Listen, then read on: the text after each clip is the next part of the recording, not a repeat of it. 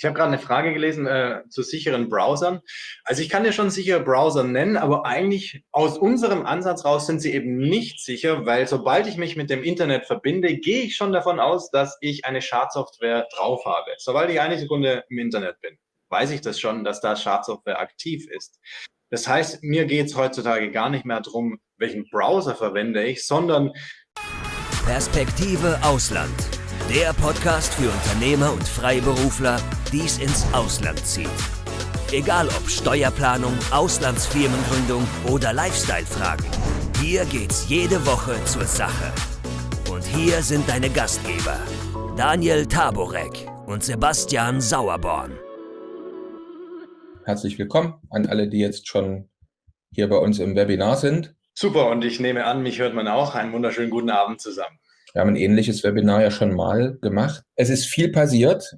Also ich meine, damals, als wir das erste Privacy-Webinar hier hatten für unsere Mandanten, unsere Kunden, gab es noch nicht diesen KI-Hype zum Beispiel, ne, der auch das ganze Thema jetzt noch mal richtig in Fahrt gebracht hat. Also ich meine mich zu erinnern, dass das damals eigentlich beim ersten Privacy-Webinar noch keine große Rolle gespielt hat. Inzwischen spielt es eine riesengroße Rolle. Befeuert das ganze Thema enorm, hat ja auch dazu geführt, dass einige Gesetzgebung sich geändert hat. Für uns wäre übrigens mal interessant, einfach ganz kurz auch mal zu hören, von wo ihr herkommt oder von wo Sie herkommen, wo Sie gerade sind. Also allerdings Privacy natürlich beachten, also keine Postleitzahl, keine Straße oder Haus. Ja.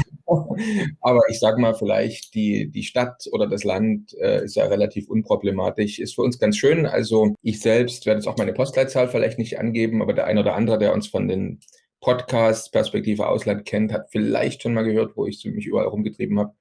Aber ich sage es mal ganz grob, zurzeit bin ich zum Beispiel in Griechenland. Schön auch von euch zu sehen. Ich lese Malta. Das ist auf jeden Fall auch ein schöner Platz. Malta wäre mir als Insel fast zu klein, es sei denn, ich könnte regelmäßig reisen. Oder wie gesagt, vielleicht die erste Zeit. Ja, du bist natürlich gepflegt, du darfst nicht mehr reisen, nach den ganzen Privacy-Delikten, die du da natürlich hast. Nein. Ich melde mich heute aus der Karibik, ich freue mich sehr. Wir sind in der südlichen Karibik bei Grenada und es ist wirklich sehr, sehr schön. Und natürlich passt es gerade hier wunderbar zusammen. Perspektive Ausland, das ist ja dein Spezialgebiet, Daniel. Gerade wenn es um Dual Citizenship geht oder einfach strategische Auswandern, von dem her, das ist echt ein schöner Platz, genau.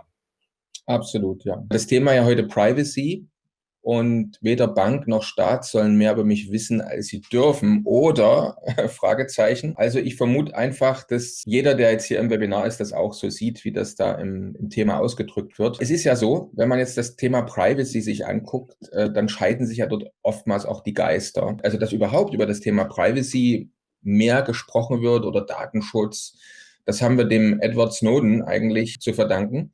Dennoch machen sich viele ja sehr, sehr einfach und sagen, ich habe nichts zu verbergen, ich mache nichts verkehrt und deswegen muss ich eigentlich auf meine Privatsphäre oder auf Datenschutz kaum achten. Also man hat vielleicht schon Passwörter für seinen E-Mail-Account oder für seinen Computer, vielleicht sogar nicht unbedingt so diese typischen 1, 2, 3, 4 Passwörter. Man hat auch Gardinen vorm Fenster, aber das war es dann eigentlich schon an Privacy. Bei einigen Menschen ist das so. Manche denken, man kann so die Welt in 2 Kategorien Menschen einteilen. Also die guten Menschen und die schlechten Menschen.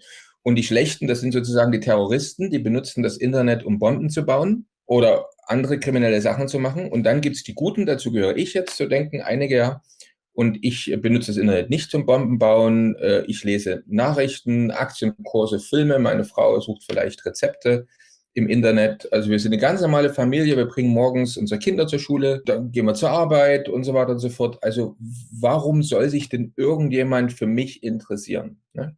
Sie meinen dann also einfach, also sowohl Gov oder Big Tech monitoren und tracken mich 100% nicht, weil ich bin ein Niemand. Leider ist es eben so, und da wollen wir heute ein bisschen Awareness dafür schaffen, dass eigentlich genau das Gegenteil ist. Also Big Tech, wie zum Beispiel, also wer ist das? Microsoft, Apple, Facebook und so weiter und so fort, könnten wir jetzt noch ein paar andere Firmen wie Meta und so weiter und so fort hinzufügen. Und natürlich auch der Staat tracken und überwachen uns alle. Aber ich hab doch ein Recht auf Privatsphäre, oder? Vielleicht hat der ein oder andere schon mal was von der Wayback-Maschine oder von dem sogenannten Internetarchiv gehört. Vielleicht mal ganz kurz in die Kommentare reinschreiben. wer das schon mal kennt, dass zum Beispiel ja Internetseiten, also auch Internetseiten, die man gelöscht hat, oder ich verändere meine Internetseite und die Internetseite von gestern oder von voriger Woche, vom vorigen Monat, von vorigen Jahr oder von vor 5 Jahren ist eben immer noch mit den Inhalten im Internet. Also viele wissen das nicht, dass es das gibt, zum Beispiel was Internetseiten betrifft. Und was jetzt nochmal dazu kommt und was viele vielleicht erschrickt, ist, dass es genauso eben leider ist mit all dem, was ich, was du oder sie jemals im Internet angesehen und gesagt haben, zum großen Teil eben auch immer noch im Internet vorhanden ist und es bleibt im Internet. Das könnt ihr euch mal als Hausaufgabe nehmen, dann vielleicht für nach dem Seminar oder für die nächsten Tage, oder wenn ihr mal ganz ruhig seid und euch nicht so aufregen wollt, dann könnt ihr googeln. Allerdings weiß dann natürlich auch jeder, dass ihr nach diesem Wort gesucht habt, was ich gerade sage. Also X-Keyscore heißt die Software beispielsweise, die NSA einsetzt. Wenn man googelt Keyscore oder mit welcher Software auch immer, ich will jetzt ja keine Werbung für irgendjemanden machen, also nach X-Keyscore suchen, dann sieht man auch, an welche anderen Staaten diese Software verkauft worden ist oder bereitgestellt worden ist. Deutschland gehört dazu, wird man sehen. Und damit kann eben eine Regierung sogar live in allen Messenger-Daten, Social-Media-Daten und Internetverkehr suchen und jede einzelne Person tracken. Das wäre ja sonst die totale Überwachung auch von Ihnen. Das ist so, das liest man vielleicht nicht auf Seite 1 in irgendwelchen Medien, aber man kann sich darüber informieren, das wird auch nie geheim gehalten. Da muss man sich einfach fragen, will ich das? Ne? Will ich einfach, oder was wäre mir unangenehm, wenn welches meiner Verhaltensmuster, meiner Angewohnheiten von dem, was ich irgendwo schreibe und hinterlasse, eben wirklich immer jederzeit online getrackt und gemonitort werden kann. Wir wollen heute dafür ein bisschen Awareness schaffen.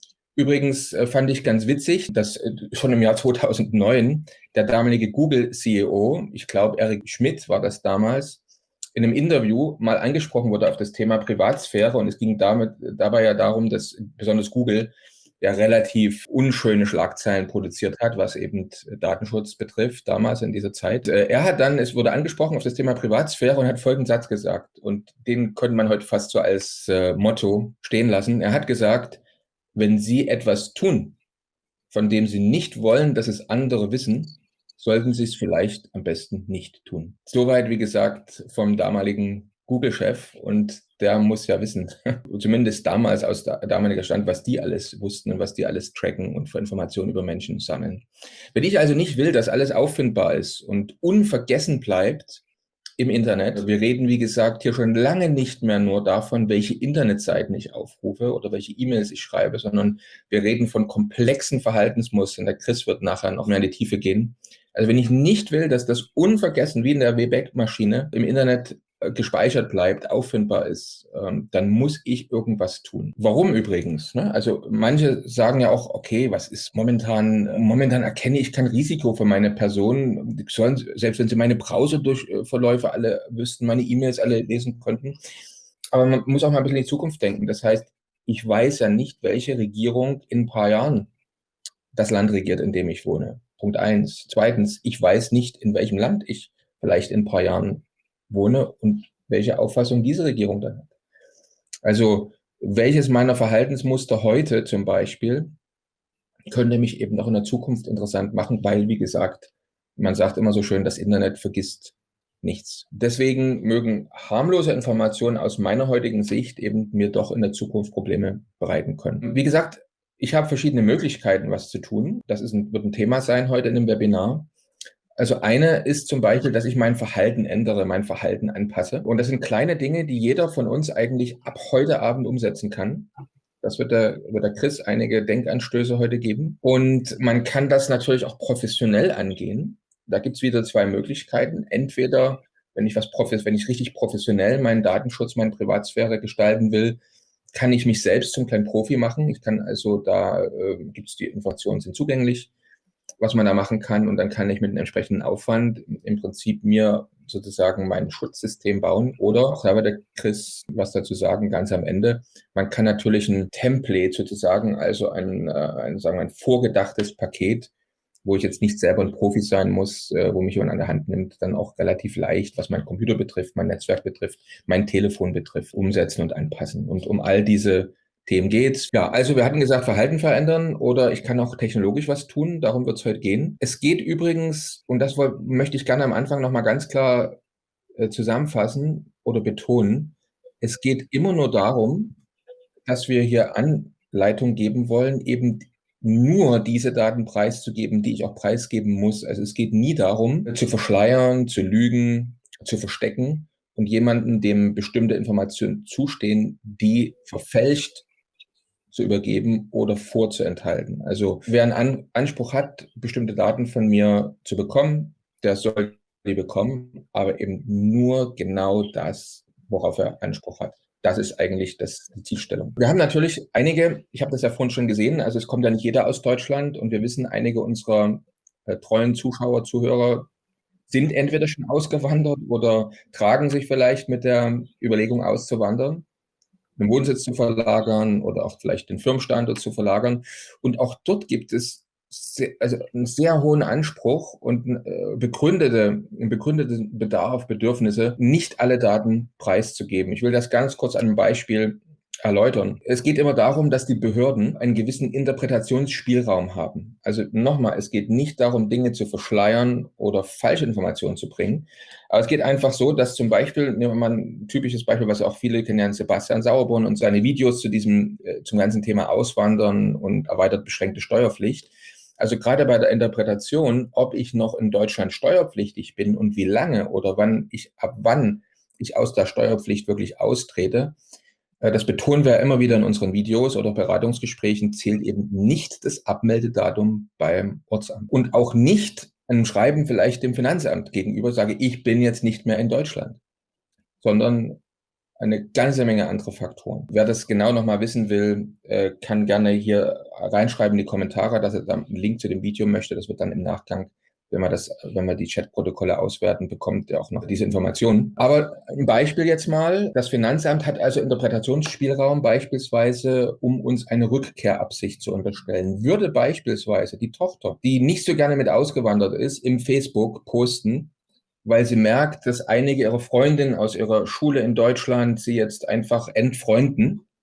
Ich glaube, so nennt man das, wie auch immer. Also wie gesagt, von ihrer Freundesliste streichen. Und dann schreibt sie da einfach rein und sagt, wir sehen uns ja nächstes Jahr wieder, wir sind ja eh nicht auf Dauer weg, wir kommen bald wieder. Dann könnte das Finanzamt eben jetzt, wenn sie das Internet auswerten und wenn sie das lesen, eine Rückkehrabsicht unterstellen, anhand dieser Information, die da jetzt zugänglich ist. Und man bleibt weiter in der Steuerpflicht in Deutschland. Also einfach nur mal, um eine gewisse Awareness zu schaffen für das Thema. Das ist jetzt eine Information, die hat ja keinen besonderen Wahrheitsgehalt. Aber wie gesagt, die Behörden hätten einen bestimmten Interpretationsspielraum und könnten das zumindest erstmal unterstellen.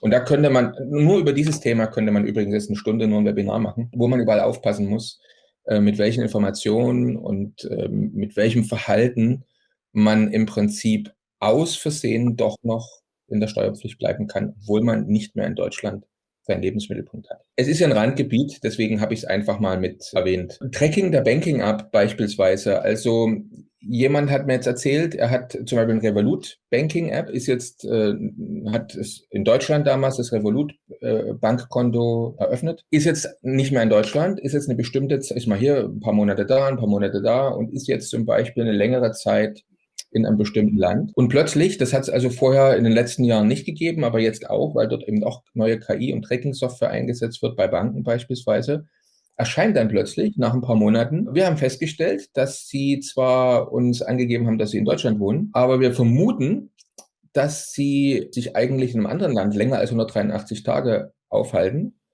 Und wenn sie jetzt ihr Bankkonto weiter benutzen wollen, bitten wir sie innerhalb von 4 Wochen, die Steueridentifikationsnummer folgenden Landes einzugeben.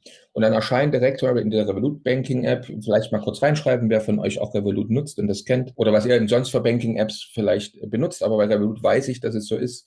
Und da steht drin, Sie haben jetzt 4 Wochen Zeit, Ihre Steueridentifikationsnummer von dem Land einzugeben, in dem wir festgestellt haben, dass Sie da sich eben das länger als 183 Tage aufhalten. So. Einfach möchte ich gerne damit eine Awareness schaffen, wir werden halt getrackt von Big Tech und wir werden getrackt von Government, also von dem Staat.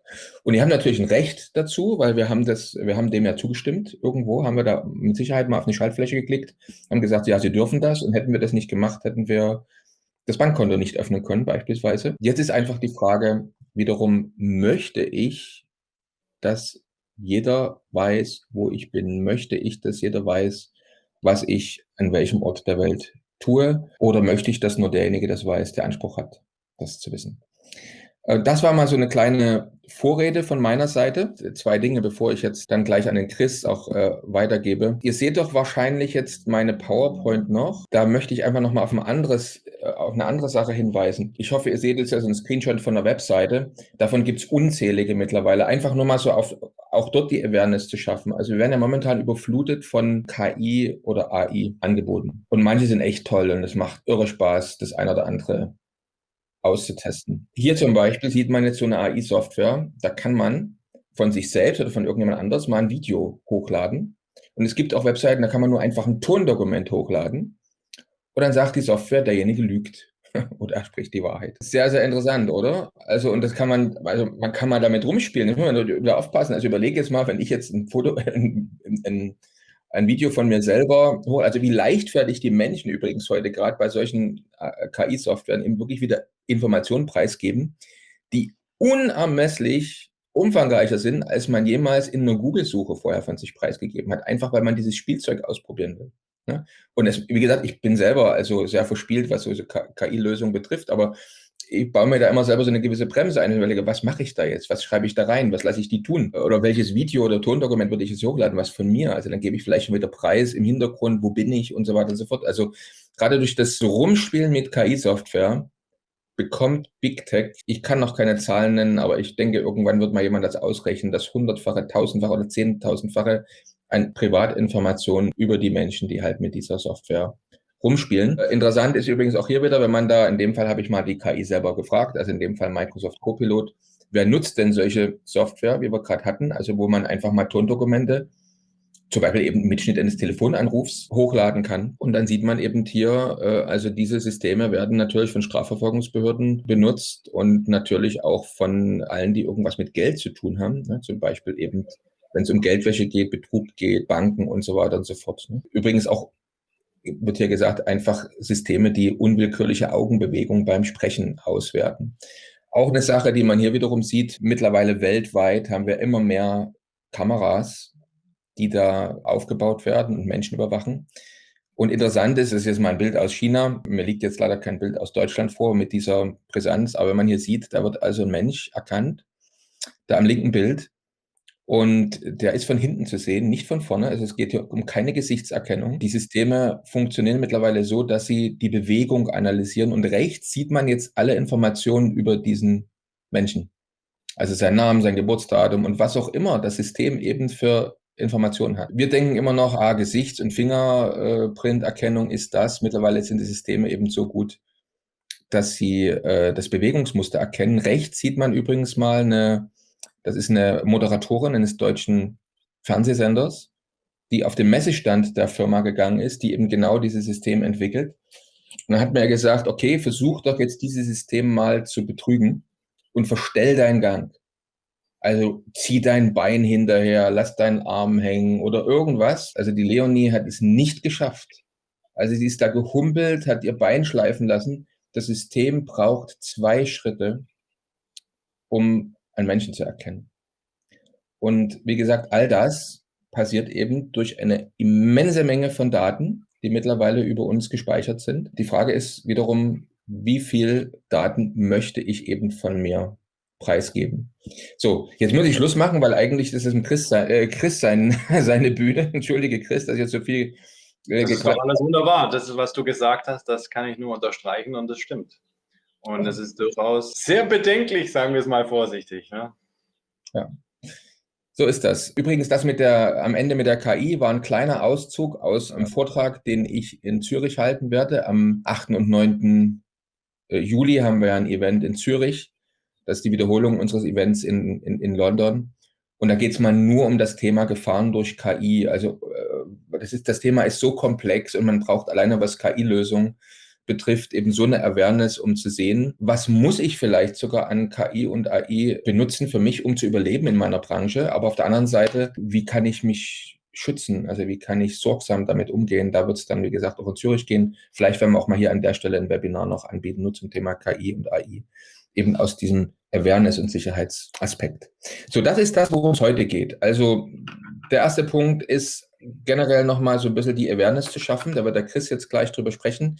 Also so nach dem Motto, ich habe doch nichts zu verbergen oder vielleicht doch. Also wer greift auf welche Daten zu? Also wo muss ich eigentlich aufpassen? Vielleicht werden wir dann nochmal darüber sprechen. Da werde ich bestimmt auch ab und zu nochmal mit ein paar Sachen ergänzen.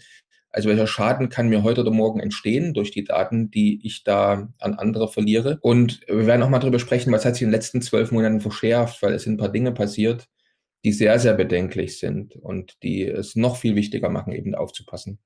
Und dann im zweiten Teil geht es darum, wie kann ich mich schützen? Wie ich schon angedeutet habe, was kann ich sofort ab heute Abend tun? Wo kann ich mein Verhalten ändern? Wo kann ich vielleicht bestimmte Apps meiden, nicht mehr benutzen? Und was kann ich, wenn ich es richtig professionell machen will, was kann ich da tun? Und wir werden natürlich noch Zeit haben, um eure Fragen zu beantworten. So, lieber Chris, schön, dass du so lange jetzt geduldig mir zugehört hast. Ab jetzt werde ich dir geduldig zuhören. Vielen Dank, dass du heute da bist. Du bist ja eigentlich der Experte bei dem, was man tun kann, weil ich kann eigentlich nur, sagen wir, mir ist das Problem bewusst, ich kann das Problem aufzeigen, aber ich bin eigentlich nicht der Fachmann, dieses Problem zu lösen. Und deswegen geben wir dir jetzt gerne die Bühne. Vielen Dank für die Einladung. Also mich freut es riesig. Auch mit Begeisterung verfolge ich schon den Chat. Ihr seid echt spitze, was ihr an Kommentaren schreibt. Und auch was du alles schon erwähnt hast, das ist ja wirklich der Hammer, was in künstlicher Intelligenz in dem Bereich sich tut. Auch das fällt mir auf. Und wir haben kurz angesprochen, okay, was hat sich so getan seit unserem letzten Interview? Und da ist es doch eine ganze Menge. Also zum Beispiel hatten wir Microsoft Service Nutzungsbedingungen, also von Microsoft, von Windows. Wer einen Windows-Rechner hat, da hat sich massiv was geändert und jeder, der heutzutage einen normalen Windows-Rechner benutzt, der läuft wirklich extrem Gefahr, dass er diesen ganzen Neuerungen unterfällt. Also was ist passiert? Microsoft hat sich einfach die Rechte eingeräumt, dass sie jederzeit deinen Rechner überwachen können, Bildschirm aufzeichnen können. Ich habe da gerade vor kurzem, ich glaube gestern war es, einen Beitrag bei uns im Telegram-Kanal gepostet und zwar gibt es auch was Neues, das heißt Recall. Es werden Screenshots gemacht von dem Bildschirm und diese werden ausgewertet mit künstlicher Intelligenz. Und das steht bereits alles in den Microsoft-Nutzungsbedingungen drin, dass man dazu also automatisch zustimmt, sobald man Windows einfach nur benutzt. Tja, es gibt ein paar Ausnahmen, wie man das vielleicht umgehen kann, aber die sind auch vage. Also zum Beispiel, wenn man Windows ohne Internet verwendet, dann passiert natürlich kein Austausch. Aber es ist halt schon sehr, sehr gefährlich, wenn man da jetzt kritische Sachen schreibt, zum Beispiel Strategien über Geldflüsse oder Strategien über strukturellen Aufbau weltweit deiner zum Beispiel Firmenstruktur. Das möchtest du vielleicht nicht, dass das direkt dort landet bei Windows, weil Windows ein Abkommen hat im Grunde, wie du es auch schon angesprochen hast, Daniel, mit eben 3 Buchstabenagenturen, NSA, CIA, und die wiederum werden angefragt von den Staaten, könnt ihr uns bitte die Daten zukommen lassen zu diesem Bereich oder zu diesem User. So, und das wird dann im Hintergrund auch gemacht. Und du hast schon die Softwares angesprochen, da gibt es ja jede Menge an Softwares.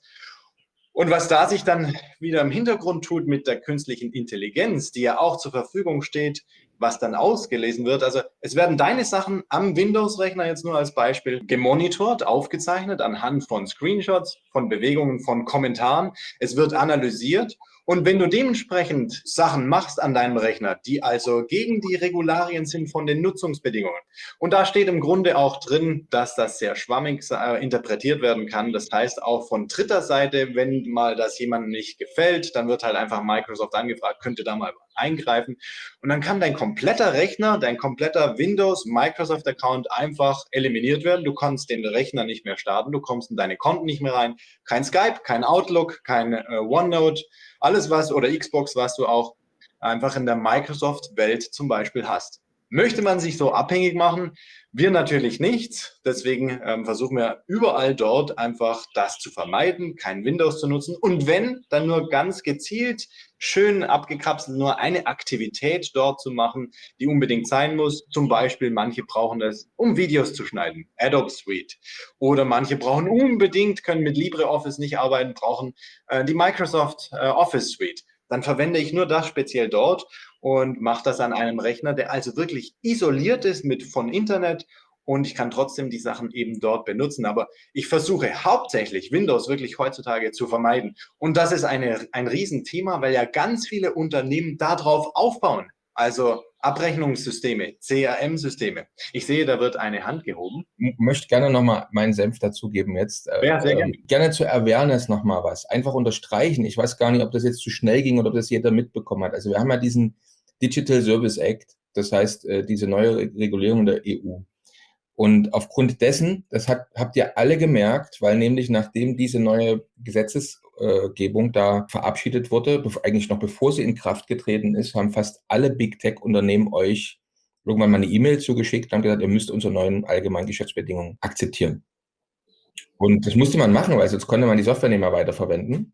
Genau. Nur es hat sich eigentlich fast niemand durchgelesen, was da drin steht. Ich glaube, es gibt solche Folgen wie der Chris oder wie ich, die wir uns sowas durchlesen. Wir können ja mal reinschreiben hier, ob irgendeiner sich das durchgelesen hat, was in den letzten Monaten, als da AGB-Updates kommen, besonders eben die von Microsoft, ob ihr euch das mal durchgelesen habt. Also Microsoft hat nicht bloß die AGBs, hat auch die Lizenzvereinbarung abgedatet. Und da geht es eben wirklich darum, wenn man sich das durchliest, erkennt man, Microsoft scannt mit künstlicher Intelligenz oder mit ihrer Cortana-Applikation eben, während wir am PC arbeiten, schauen die, was wir am PC schreiben. Und das verkauft man uns natürlich, das ist ein schöner Komfort, weil man kann eben dadurch auch automatisch vorausdenken. Ihr habt bestimmt schon diese coolen Funktionen manchmal gesehen, du fängst an, einen Satz zu schreiben und dann sagt er dir manchmal schon die nächsten 3, 4, 5 Worte, was du wahrscheinlich schreiben willst. Ne? Also die denken mit, was du da wahrscheinlich machst. So Microsoft kann also das, was wir am PC tun, immer komplett, während wir es tun, eigentlich lesen und verstehen auch, was passiert. Übrigens ist auch bei WhatsApp so, dass da in der Hinsicht AGBs geändert worden sind. Und bevor wir irgendwas ausdrucken oder versenden, sind die eben schon in der Lage und dürfen das auch anhand dieses DSA, müssen die das übrigens sogar. Das heißt, sie müssen zum Beispiel laut dieser neuen Gesetzgebung verhindern, dass Dinge, die zum Beispiel, man hört es immer wieder mit Hass und Hetze zum Beispiel, also mit denen ich andere Menschen, Minderheiten zum Beispiel oder auch die Regierung zum Beispiel diffamieren könnte und so weiter. Also alles, was da an diesen neuen Gesetzgebungen da immer wieder so in Fokus gerückt wird. Und die großen Big Tech müssen durch die neue Gesetzgebung eben verhindern, dass ich sowas verbreite. Und manche gehen jetzt so weit, dazu gehört Microsoft, die sagen, wir wollen einfach verhindern, dass mit unserer Software sowas überhaupt erstmal erstellt werden darf und kann. Und das ist eben sehr bedenklich. Und dann passiert das, was der Chris gesagt hat. Du hast das alles wunderbar gesagt, aber ich vermute einfach, das ist gar nicht so richtig angekommen. Also jetzt kann Microsoft deswegen, weil es merkt, ich schreibe an meinem PC etwas, das geeignet wäre, gegen diese Gesetzgebung zu verstoßen im Rahmen der EU, kann deswegen verhindern, dass ich eben weiter mit Microsoft Software arbeite. Das ist, soweit ich weiß, noch nie vorgekommen, aber die Lizenzbedingungen und Gesetzgebung gibt es eben her. Ne? Für uns jetzt mal hier, wir wollen uns überhaupt nie über diesen ganzen politischen Hintergrund jetzt unterhalten in diesem Webinar. Wir wollen es mal nur rein technisch betrachten. Uns macht das eben, ich will nicht sagen Angst, aber es beunruhigt, weil man einfach sieht, was da für technologische Tools und Features eben in der Software mittlerweile drin ist. Und da muss ich einfach sagen, übrigens WhatsApp ja genauso. Ne? WhatsApp soll in der Lage sein, jetzt schon oder mindestens kurzfristig in die Lage gesetzt werden, eben bevor ich eine Message sende, die nicht zu senden, wenn sie eben geeignet wäre gegen diese Gesetzgebung, ne, der Diffamierung und so weiter und so fort, was da ist, ich will es nicht mehr vorbeten, eben zu verstoßen. Und dessen muss man sich einfach bewusst sein. Das ist die Awareness. Also wir müssen wissen, die machen das, die dürfen das, die sollen das. Und die haben ihre Softwareprogramme bereits erweitert, das zu tun. Also während ich Inhalte erzeuge, schon zu wissen, was ich für Inhalte erzeuge. Entschuldige, Chris, muss einfach nochmal loswerden, weil mir ist es einfach, ist das wirklich, das ist gut. Weil eine Sache noch, muss ich nochmal sagen, weil viele schreiben Windows, Mac.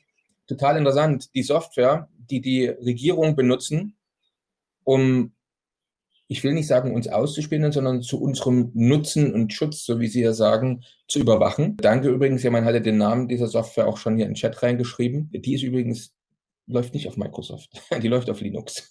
Das kann man nachlesen, wenn man da googelt. Also die wissen da schon, was sie tun oder nicht tun sollten. So, Chris. Ja. Das war richtig mit Digital Service Act, das wäre der zweite Teil und das hängt, wie du gesagt hast, zusammen. Also der Digital Service Act ist die Legitimierung seitens der Behörden, seitens des Staates, dass er also mit zusammenarbeiten kann, um ja, dich auszuspähen und da einzugreifen, wenn du das und das nicht machst oder halt einfach deinen Account lahmlegen. Also ich habe schon gelesen, ist es bei Apple genauso? Ja, leider ist es auch so. Ich kann auch zu Apple dann noch ein paar Sachen sagen, was Unterschiede sind, aber im Grunde musst du wissen, Big Tech, das sind so über 90% von Marktanteil und die meisten Menschen haben das. Also man kann da auch niemandem einen Vorwurf machen, muss ich wirklich auch dazu sagen, weil uns wurden ja die Geräte sozusagen schön untergejubelt, weil es alles so designt. Das sind ja sehr, sehr intelligente Psychologen am Start bei den Big Tech-Firmen, die also wissen, wie der Mensch agiert und warum das dann auch so abhängig, so bei vielen Menschen das abhängig macht, ne? Und es kam ja über Jahrzehnte diese Technik rein, ohne dass man uns gesagt hat, was es eigentlich ist. Also es war schon so ein trojanisches Pferd, wie mit der Bevölkerung weltweit umgegangen wurde. Und jetzt ist halt wichtig, das erstmal zu erkennen und zu sagen, ja, das stimmt, mir wurde es untergejubelt und eigentlich, jetzt nachdem ich darüber nachdenke, verstehe ich schon, wie das gemacht wurde und was ich auch machen kann. Jetzt ist halt dann wichtig zu sagen, okay, ich lasse das nicht mehr zu, nachdem ich erkenne, wow, Big Tech handelt so, nutzt mich aus, saugt sozusagen wirklich aus mir Energie raus, was sie wieder monetarisieren, Geld da draus schlagen und sogar dann halt weiterverkaufen und gegen mich verwenden. Stichwort Demonstration zum Beispiel, was da an Informationen zusammenläuft im Hintergrund, ein Wahnsinn. Wer heutzutage nicht bewusst ist mit der Privatsphäre, der läuft in eine Einbahnstraße und du möchtest wirklich nicht in dieser Welt aufwachen, wo wir da enden werden, weil das ist die totale Überwachung. Und ich weiß schon, das hört sich so angstmachend an und richtig krass, aber wir leben in einer Zeit, wo wir wirklich jeden Tag Schlag auf Schlag sehen, wie massiv die Privatsphäre beschossen wird und Menschenrechte oder was im Grundgesetz steht oder in anderen Verfassungen, was einfach ausradiert wird. Und deswegen ist es umso wichtiger, dass wir sagen, okay, wir müssen uns technisch da aufmunitionieren, wir müssen selber in der Kontrolle sein und einfach sagen, okay, die Information, die gebe ich dir und die bekommst du nicht, weil die nur mir im Hintergrund dann wiederum schadet. Und wie du es vorher angesprochen hast, du weißt nicht, welche Änderungen bei Regierungen nach und nach kommen. Was in 10 Jahren noch erlaubt ist und was nicht. Was war denn vor 15 Jahren erlaubt, was heute schon verboten ist? Ne? Ich darf ja heute gar nicht mehr Familie sagen oder Mann oder Frau. Das ist ja alles schon sehr fragwürdig. Das heißt, was für dich und mich vielleicht normal ist, ist morgen schon nicht mehr normal und steht unter Strafe. Und deswegen ist so wichtig, dass du sagst, was ich kommuniziere, das ist wirklich privat und es bleibt zwischen uns. Jetzt ist der neueste Schrei der EU natürlich, dass sie sagen, tja, wer privat kommuniziert, der bekommt schon automatisch ein viel, viel schlechteres Ranking. Das heißt, hättest du jetzt ein iPhone und darauf hättest du eine App, ich sage jetzt mal Session, die ist auf Privatsphäre fokussiert. Sie können ohne Probleme am Flughafen oder bei Kontrollen dein iPhone öffnen. Ist ein einfacher USB-Stick, den steckt man da unten an und dann hat man da direkt Zugriff auf dein iPhone. Warum? Weil es Abkommen mit Big Tech gibt. Jede Firma, die in den USA sitzt, muss eine Backdoor haben, eine Hintertüre. Und die wird dann unter anderem mit den Softwares, die du erwähnt hast, eben einfach genutzt. So, das heißt, man sieht, du hast Session drauf. Anhand von dem wird automatisch kategorisiert, du hast Session, also schon mal rote Lampe bei dir in deinem generellen digitalen ID-Profil. Und da wird ja alles gesammelt. Du hast gerade eben schön gezeigt, Daniel, dass also Bewegungsprofile von Kameras, also Gesichtserkennung oder Bewegung, wie ich meinen Körper bewege, dass das mit gespeichert wird und im Hintergrund habe ich alle Informationen bei der Software von demjenigen. Social-Media-Profile, Kommunikation, SIM-Karten, Standorte, Wohnsitze, Reisepassnummern und so weiter. Alles schön aufgelistet, mit wem ich Kontakt habe. Vor allem, was ja dann wichtig ist, die Beziehungskarte. Kann man sich so vorstellen, ich mache da immer das Beispiel, ne, vielleicht kennst du ein oder andere im Hollywood-Film, hast du eine Zielperson, da gehen rote Fäden weg zu anderen Standorten oder anderen Personen, die mit dem Tatort zum Beispiel im Zusammenhang stehen. Das alles wird gemacht und zwar in einer Menge, die ist unvorstellbar. Also was über jeden gesammelt wird an Daten, das ist enorm. Und die meisten sagen natürlich, ja, das ist mir eigentlich egal. Aber sie machen halt dieses Schachspiel nicht zu Ende. Was ist, wenn sich die Regierung ändert oder wenn sich die Gesetze ändern? Oder wenn wir morgen in einem ganz anderen Europa aufwachen? Zum Beispiel gerade gestern habe ich im Telegram-Kanal gepostet eine Abstimmung zum EU-KI-Act. Das heißt, der ist ganz neu. Also vor ein bis 2 Monaten ging das Ganze los. Und da wird darüber gesprochen, ich komme gleich noch im Detail darauf, Emotionserkennungssysteme am Arbeitsplatz und in Schulen oder polizeiliche Früherkennung oder Fernidentifizierung. Das bedeutet, ich brauche gar nicht mehr am Flughafen den USB-Stick anstecken und es auslesen. Ich weiß schon aus der Ferne, was du nutzt, wie du agierst. Aufgrund dessen, dass du dich nicht schützt. Und das passiert mit Mainstream-Geräten. Deswegen alles, was Windows ist oder Microsoft, du kannst es im Prinzip nicht mehr verwenden. Du musst dich neu orientieren und sagen, okay, ich muss versuchen, langfristig oder mittelfristig von dem loszukommen, weil dir das schaden wird. Okay? Und genauso ist es beim iPhone auch. iPhone sagt wunderbar, ja, ich habe Privacy Settings am Telefon. Wir sehen im Hintergrund bei den Daten, bei den Analysen, dass das Telefon, obwohl du es ausstellst, alle 4,5 Minuten weiter kommuniziert. Und was teilt denn das Telefon dann? Dein Bewegungsprofil, das heißt GPS-Standort, dann wird Wi-Fi Triangulation gemacht, super Wort. Also es bedeutet einfach eine exakte Standortbestimmung über die Wi-Fi-Geräte in deiner Nähe. Das heißt, ich habe jetzt zum Beispiel hier ein Telefon, einen Router, andere Telefone, die kommunizieren untereinander durch Signalstärken. Und wenn du ein Mainstream-Telefon hast, dann sendet das Mainstream-Telefon alle 4,5 Minuten deinen exakten Standort und welche Geräte um dich herum sind. Und da kann man eigentlich schön drauf schauen, weil wir hatten sowas, das nennt sich Rona, das ging ja irgendwie so 3 Jahre lang. Und da hat Apple ausgerollt mit dem Update 13.2 Contact Tracing. Ist das denn jemals wieder deaktiviert worden? Nein. Genau diese Technik wird verwendet, um diese Beziehungskarte ständig zu übermitteln. Das meine ich mit Bewegungsprofil, also wie du dich wirklich bewegst lokal und das geht auf Zentimeter genau heutzutage. Gibt es natürlich unterschiedliche Techniken, ich mag dich da damit gar nicht nerven. Du kennst WLAN, du kennst Bluetooth und du kennst die SIM-Karte und dann gibt es natürlich noch neuere Sachen. Zum Beispiel haben neue Telefone, ich zeige das mal hier in die Kamera, da vorne dran haben sie sozusagen, ich erkläre es mal einfach, dieses Modul hier vorne dran, das schießt Millionen von Punkte in den Raum raus und funktioniert wie ein Sonar und kann praktisch 3D-Bilder erzeugen, sodass man direkt weiß, wenn ich das Telefon hier bewege, wo ich mich im 3D-Raum wirklich befinde. Also die Technik, die sich jetzt im Vergleich zu letztem Jahr da erneuert hat, das ist atemberaubend. Und das ist ja die physische Technik, also die Hardware. Und wenn wir dann über die Software sprechen, also du hast gesagt Digital Service Act, die Big Tech-Plattformen, die sind ja gezwungen, wirklich dieses Scanning durchzuführen. Telegram steht massiv deswegen unter Beschuss, weil sie es halt einfach erfolgreich bisher ignorieren. Da gibt es ein Interview mit Pavel Durov und mit Tucker Carlson, kann man sich anschauen, ist ein sehr gutes Interview. Meiner Meinung nach ist er sehr gut ausgerichtet, Pavel Durov. Und ich bin auch von Telegram begeistert, aber natürlich baue ich auch nicht nur auf Telegram. Dennoch sieht man da dran, weil Telegram so unter Beschuss ist, dass halt da was anders läuft wie bei Facebook oder WhatsApp. Ne?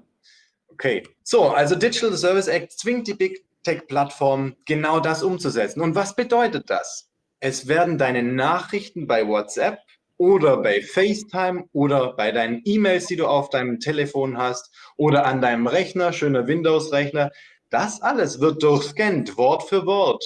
Und es wird mit der künstlichen Intelligenz kategorisiert und du bekommst anhand von dem ein Ranking. Das Social Scoring ist schon längst aktiv. Das, was uns da verkauft wird, dass das ja nur in China so ist und hier bei uns nicht, das ist alles Humbug. Technisch ist es schon längst umgesetzt und zwar seit Rona. Also schon wenig da davor. Was passiert da dabei? Es wird gescannt und dementsprechend werden dann auch Maßnahmen ergriffen. Accountlöschung, Accountsperrung, Kontenlöschung, Kontensperrung. Du kannst nicht mehr deine Gelder, die du eigentlich auf deinem Revolut-Konto hast, kannst nicht mehr überweisen. Wise genauso. Oder wenn du ein lokales Bankkonto hast. Genau diese Sachen sind alle schon im Grunde platziert. Und dann ist natürlich das große Thema Zentralbankwährungen, wenn die denn kommen. Also es sieht ja wirklich danach aus, dass alle in diese Richtung preschen, aber die Infrastruktur wirklich noch gar nicht so weit ist bei den meisten Ländern. Dennoch, das ist ja das Ziel. Dann ist die Frage der Stromversorgung. Wenn also Deutschland nicht mehr so viel Strom hat, wie funktioniert denn das denn überhaupt? Das muss ja alles dann auch bewerkstelligt werden. Aber das ist ein anderes Thema. Es soll auf jeden Fall in Verbindung gebracht werden. Das heißt Digital Service Act, Microsoft Nutzungsbedingungen und dann die Erneuerung des Geldsystems, Kryptowährung, Exchanges, gehört da alles ja damit dazu, ne? Das hängt alles zusammen. Und wenn du deine Daten da einfach Larifari rausgibst, holla die Waldfee, du wirst eine Welt aufwachen, die möchtest du nicht haben, weil du bist du verlierst Freiheit, komplett. Und zwar die Freiheit, wie du es schon angesprochen hast, Daniel. Es wird ausgelesen, was du als nächstes machen wirst. Zum Beispiel bei einem Dokument hast du es vorher gesagt, dass die künstliche Intelligenz schon schreibt, was du schreiben wirst. Das ist eigentlich noch Kindergarten, was passiert. Sie wissen schon, was deine nächsten Schritte sind diese Woche, was du denken wirst, aufgrund dessen, was sie dir füttern an Informationen am Telefon, Werbeanzeigen, je nachdem, was du eben für Apps zum Beispiel verwendest. Und da sind wir dann auch schon in Richtung, okay, was du vermeiden solltest. Hast du eine normale YouTube-App da drauf? Du wirst ständig vollgeballert mit der Werbung. Und anhand von der Reaktion an der Kamera und dem Mikrofon, was ständig analysiert wird also was ich jetzt vorher erwähnt habe, KI-Act von der EU, Emotionserkennungssysteme, ist da kein Problem, das abzuleiten, wie du dich in Zukunft verhalten wirst. Jetzt wird natürlich, da muss ich auch dazu sagen, bei dem EU-Act zur KI wird auch davon gesprochen, dass das also verboten ist. Das Emotionserkennungssystem verboten ist aktuell an Schulen und am Arbeitsplatz. Oder dass polizeiliche Früherkennung und so weiter zur Strafverfolgung, dass das auch erst in 36 Monaten in Kraft tritt. Und da muss man sich jetzt mal die Frage stellen, warum tritt das erst in 36 Monaten in Kraft, wobei ja die Technik heutzutage überall schon verankert ist. Das heißt, in diesen 36 Monaten kann ich alles kategorisieren, alles erfassen und die Datenbanken füllen, während ich vorgaukel dann wiederum, okay, das Gesetz kommt und ihr seid geschützt. Wir sehen das in der Vergangenheit generell, dass also die Gesetzgebung der Technik und den Firmen weit hinterherhängt und dass das eigentlich dann nur eine Augenwischerei ist, muss man wirklich sagen. Du wirst heute belogen und betrogen, wenn es um deine Daten geht. Und die Firmen können im Prinzip machen mit dir, was sie wollen, weil sie schreiben es in die Gesetzestexte rein, in die AGBs von den Microsoft-Nutzungsbedingungen zum Beispiel. Ich drücke es natürlich alles sehr extrem aus, aber ich möchte natürlich auch, dass du wirklich eine Awareness, wie du sagst, oder ein Bewusstsein dafür entwickelst. So, jetzt waren wir bei Künstlichen Intelligenz Act. Ich habe da noch etliche Beispiele, zum Beispiel auch FISA ist wieder aktiv in den USA. Was bedeutet das? FISA ist zur Überwachung von US-Bürgern eigentlich gedacht. Aber sobald du jetzt zum Beispiel einen Kontakt hast mit einem US-Bürger, trifft das auch auf dich zu. Das heißt, im Grunde betrifft FISA weltweit alle. Und da ist ein Digital Service Act, der angeblich die Bevölkerung schützen soll, oder andere DSGVO oder Datenschutzgesetze, die können da gar nichts machen, weil sie haben nicht irgendwie eine exekutive Gewalt über die Netzwerkstrukturen, dass sie sagen könnten, okay, wir schotten das ab und FISA greift bei uns nicht. Das heißt, was in den USA entschieden wird, hat direkte Auswirkungen weltweit auf die Datensicherheit oder Privatsphäre von allen Menschen. Und das ist gerade eben wieder aktiviert worden, FISA. Da spricht zum Beispiel Tucker Carlson auch beim Interview mit Joe Rogan darüber, kann man sich auch anschauen, dass die NSA klar zugibt, ja, wir haben dein Signalkonto gehackt und wir haben dich ausspioniert. Signalkonto nicht verwenden. Signal ist seit über 2 Jahren leider die Führung ist anders, als sie davor war und leider nicht mehr gut. Also ich empfehle Signal nicht zu verwenden, lieber die verschlüsselten Chats auf Telegram, Session verwenden oder eben auch dann noch ganz andere Protokolle, TOX-Protokolle, da gehen wir dann in die Technik rein. Das mache ich auch bei uns in den Kursen. Auf jeden Fall spricht Tucker Carlson, genau, danke für die Folie, spricht er davon, ich kann es kurz vorlesen. Okay, wir haben deinen Textaustausch mit einem ausländischen Staatsbürger aufgeschnappt, was ja auch stimmt, hat er ja gemacht, weil er spricht ja auch mit ausländischen Journalisten oder sein Interview mit Putin zum Beispiel. Ist ja klar, dass sie ihn auf dem Radar haben. Aber was dann passiert ist, sie haben genau diese Sachen der New York Times zugespielt. Das heißt, sie haben einfach über seinen Kopf hinweg entschieden, was mit seinen Daten passiert, gegen die Verfassung der Vereinigten Staaten. Das heißt, sie hebeln das einfach aus. Sie machen mit dem, was sie wollen. Und wenn das auf der Ebene passiert, das passiert auch auf ganz vielen anderen Ebenen. Die wissen, dass wir gerade eben hier sprechen. Da ist eine Intelligenz im Hintergrund bereits aktiv. Sie wissen, was ich sage. Sie wissen, wie ich da dazu stehe, zu dem Ganzen. Wir haben schon in gewisser Weise unsere Flaggen. Aber sie wissen nicht, mit wem ich kommuniziere, wie ich kommuniziere und was ich wirklich im Hintergrund mache. Das ist meine Privatsphäre. Und das schaffe ich nur deswegen, weil ich ganz andere Systeme habe. Kein Windows, ich habe kein Apple, ich lasse es nicht zu, dass Google einfach meine Suchergebnisse abgreift. Ich verwende ganz andere Systeme, so dass da so viele Türen geschlossen sind. Ich habe schon vorher gesehen, Linux, ja. Linux ist schon mal ein guter Switch, um wegzukommen. Aber bei Linux gibt es eben auch manche Sachen, Mint oder Ubuntu, die Softwarebausteine drin haben, die halt doch nicht so ideal sind. Aber es ist schon mal ein super Anfang und für viele ist das sehr einfach zu bedienen. Cubes auch, super, also auch da baue ich in unseren Kursen drauf auf, kommen wir später dazu. Weil da habe ich die komplette Isolierung, die ich machen kann. Ich habe es schon vorher gelesen, VirtualBox oder einfach Isolierung von virtuellen Maschinen. Das ist eine sehr gute Möglichkeit, wie man Sachen voneinander trennen kann. Also zum Beispiel, wenn ich jetzt, sage jetzt mal, hier an dem virtuellen Rechner, wo ich jetzt gerade eben hier bin, da habe ich nur Click-Meeting laufen. Sie sehen weder meine Passwörter, noch meine Bilder, noch meine E-Mail-Kommunikation mit Daniel, noch irgendwas, was ich privat auf Telegram oder anderen Sachen schreibe. Sie wissen das nicht. Und deswegen kann ich auch nicht kategorisiert werden in Ihrer Datenbank mit, der hat Session zum Beispiel und den raten wir jetzt schlechter. Funktioniert nicht, weil Sie können mein Telefon so in der Form nicht auslesen. Warum? Weil es auf Privatsphäre fokussiert ist. Zum Beispiel schaltet sich dieses Ding ab nach 5 Minuten, sobald ich mein WLAN verlasse.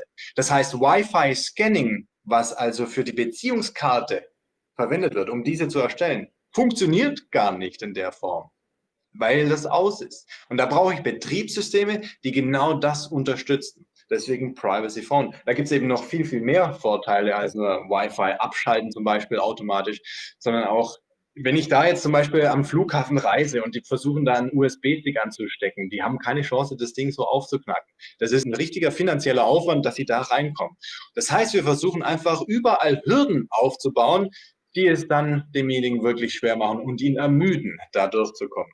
Natürlich, wenn du Nuklearsprengstoff handelst, dann bist du natürlich von Interesse und dann graben sie da auch tiefer. Aber für ein Otto Normalo oder jemand, der einfach sagt, ich möchte meinen Frieden haben, ich möchte mich international neu aufstellen, neue Struktur, da reicht das völlig aus. Also du brauchst da dann sowas und dann hast du dich da sehr gut geschützt. Genau, Pavel Durov. Er hat auch angesprochen im Interview, dass also die NSA und die CIA versucht haben, bei seiner Einreise in die USA, dass er Backdoors einbaut oder die Verschlüsselungsmechanismen preisgibt, die also Telegram drin hat. Und anhand von dem erkenne ich halt, wie die Geister sind von den Führungspositionen bei Big Tech. Also ich bezeichne schon Telegram auch als Big Tech, aber für mich ist das gut gelabelt und nicht auf die Art und Weise, wie es halt Meta macht, Facebook, Instagram, WhatsApp oder Google oder Apple. Wir sehen, dass hier viel mehr Fokus auf Privatsphäre gelegt wird als bei ganz vielen anderen Messengern. Aber anhand von dem sehen wir halt, dass du nicht verschont bleibst, wenn du groß wirst, wie jetzt Telegram. Die möchten natürlich Zugang dazu haben. Und wie er es ausgelegt hat, ist wirklich sehr sinnvoll, weil er ist der einzige Shareholder, der einzige Product Development Head bei Telegram. Also ihr seht schon, für mich hat Telegram inzwischen einen viel höheren Stellenwert, weil ich wirklich über Jahre jetzt beobachte, wie Telegram sich verhalten hat im Vergleich zu dem, was in der Gesetzgebung sich verändert hat, in der EU und weltweit. Sie stehen einfach mit ihrem Standard Dubai sehr stabil. Und man muss übrigens noch dazu erwähnen, Telegram war mal in Berlin. Und im Grunde wurden sie rausgekickt, weil es so schwierig ist, dort ein Unternehmen in der Größenordnung aufzubauen. Mit Anstellung hat es zu tun, ja. Okay, über FISA hatte ich kurz schon gesprochen. Da ist es so, dass über 99,99% der Fälle, die angefragt worden sind, das heißt zur Überwachung oder Datenfreigabe von gewissen Personen, dass das auch akzeptiert wurde und preisgegeben wurde. Das heißt, der FISA Act ist nicht dazu da, um die Bevölkerung zu schützen, sondern das ist eigentlich nur die Legitimierung zur kompletten Massenüberwachung. Heißt Foreign Intelligence Surveillance Act. Ist natürlich wirklich auch viel, was in der EU sich bewegt, in den USA, weltweit an Gesetzestexten. Ich versuche das möglichst für euch zu umgehen und deswegen schnell da durchzugehen. Auch übrigens ein interessanter Player, was ich da sehe, ist Twitter. Elon Musk hat gerade heute gepostet, wenn ich ein Telefon rausbringen würde, ein X-Telefon, das auf Privatsphäre fokussiert wäre und direkt einen X-Premium-Account hätte und so weiter, würde es angenommen werden oder nicht. Und ich sehe anhand von, wie Twitter sich aufstellt und was da alles an freier Meinungsäußerung inzwischen zugelassen ist, dass da wirklich ein massiver Kampf stattfindet. Also es findet ein Kampf statt zwischen der Gesinnung, okay, wir brauchen Privatsphäre, wir sind pro Menschheit und der einen Seite, okay, ich weiß nicht, wie man das bezeichnen mag, auf jeden Fall Anti-Privatsphäre. Ne? Wir müssen halt schauen, inwiefern hat das jetzt Auswirkungen auf unsere Zukunft. Also was Daniel vorher angesprochen hat, mag ich das in Zukunft, dass die ganzen Informationen haben oder nicht? Möchte ich kontrollieren? Was du auch schon angesprochen hast, du kommst ja eigentlich gar nicht mehr drum rum, die künstliche Intelligenz zu verwenden, wenn du irgendwie noch wettbewerbsfähig bleiben möchtest, als Unternehmer zum Beispiel. Da musst du das ja teilweise nutzen. Auch ich habe teilweise damit wunderbare, ich sage jetzt mal einfach, Programmierungen vorgenommen, weil du einfach sehr schnell bist und natürlich haben sich meine Programmierer dann gefreut, aber eigentlich habe ich sie arbeitslos in dem Moment gemacht. Jetzt ist aber die Frage, wie du es auch schon angehst, Daniel, was gebe ich da preis? Und vor allem, wie ist denn diese künstliche Intelligenz im Hintergrund programmiert? Also zum Beispiel das Video, was du vorher erwähnt hattest. Du spielst ein Video ein, um dann festzustellen, ob es fake ist oder nicht. Ja, wer entscheidet das denn? Wer hat das denn definiert?